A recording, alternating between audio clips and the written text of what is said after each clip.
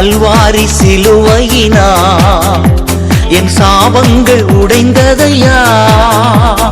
கல்வாரி சிலுவையினா என் சாபங்கள் உடைந்ததையா.